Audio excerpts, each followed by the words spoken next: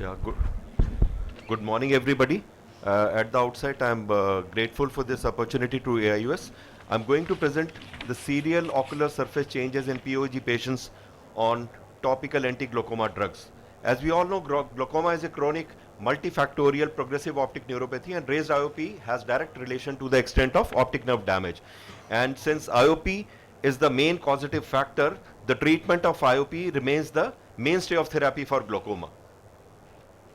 And topical medication related ocular surface disease results in not only poor compliance to the treatment, it also results in poor surgical results and decreases the quality of life in glaucoma patients. So therefore we proposed this study to comprehensively know the serial changes in ocular surface by thorough clinical evaluation and detailed investigation, namely impression cytology, Schirmer test, T-Butt, fluorescence staining, rose Bengal staining, and compare these changes from the baseline.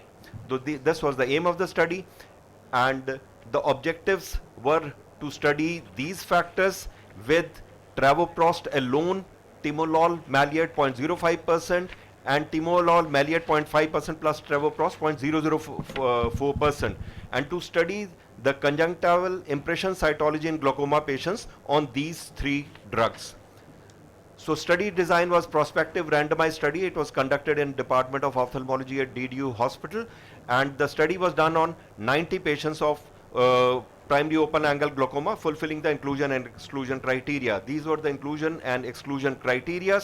The patients on topical lubricant using punctal plugs or having undergone any kind of intra or extraocular surgeries or organ laser trabeculoplasty within the last 3 months were excluded. These were the other exclusion criteria, and then patients were randomized into 3 groups. 30 patients on timolol maleate 0.5%, travoprost 0.04% was group B, and group C was the combination, fixed drug combination of travoprost 0.004% and timolol 0.5%.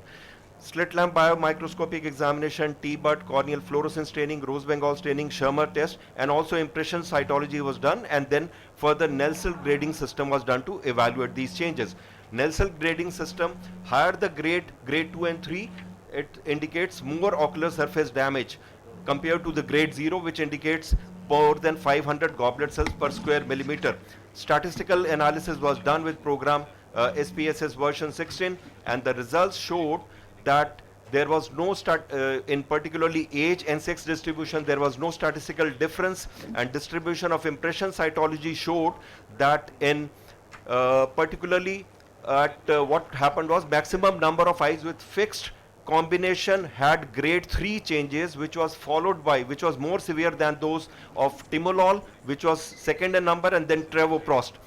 This was impression cytology, which showed the goblet cells with the nuclei, T-Butt changes, and the Schirmer test also showed us similar results. Fluorescence staining was done, which also showed that all the three groups had ocular surface changes. So topical anti-glaucoma drugs are the first line of treatment in primary open angle glaucoma, and ocular surface side effects occur due to chronic long-term usage. Even usage more than 3 months has been found to cause significant subclinical inflammation, which has been detected as increased expression of HLA-DR, and pro-inflammatory cytokine secretion by conjunctival cell has been noted. So what happens is, the timolol, besides causing squamous metaplasia and loss of goblet cells and ocular surface anesthesia, decreased tear secretion, it has been found that the travoprost and the prostaglandin group of drugs also causes, because of more release of inflammatory cytokines. So this factor is not often taken into account. And the fixed drug combination, although the BAK concentration is 0.05%, but what has been reported in literature is that the fixed drug combination causes more ocular surface squamous metaplasia compared to the single drug alone, because it's not only the preservative BAK, but the drugs itself are also causing ocular surface changes. So fixed drug combination causes statistically significant changes in ocular surface and tear film at the end of 6 and 9 months. And among the drugs used, more pronounced ocular surface damage and tear film instability was caused by fixed combination of timolol and travoprost, and secondly by timolol 0.5%, and least was by travoprost in our study. Thank you, sir. Hello, what was the method of randomization in your study? See, randomization, we had to take the groups. First was, which was controlled only on topical timolol, and second group we had to take which was controlled on the travoprost. So the combination, the third group was the group which was not controlled on single drug alone. So we had to take the second drug which was controlled on two drugs, and this group was given, instead of two drugs, it was given fixed drug combination of timolol and My travoprost. question is very different. How the randomization was done? You said it was a randomized study, so how was the randomization done? See, whether the patients were taken into timolol group or travoprost group, they were randomized. How? They were What was randomized, the sir. procedure of randomization? It was done statistically. I don't know the details right now, sir. What is the take-home message?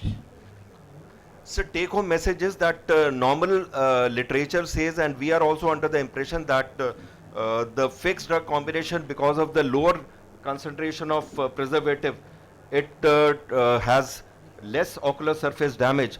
But what we have seen in the studies as reported in AGO 2006 and also in studies as late as 2013 by Ifiro et al. In Journal of Ophthalmology, they have shown that it is the not only the BAK which is the culprit, it is the drugs also in combination of that. So fixed drug combination not also only has BAK as the culprit, it also has the drugs. So since there are more number of drugs with one preservative, so it is causing more. Obviously, I think another study could be where we are using fixed drug combination compared to the two drugs separately. That would give us different results probably.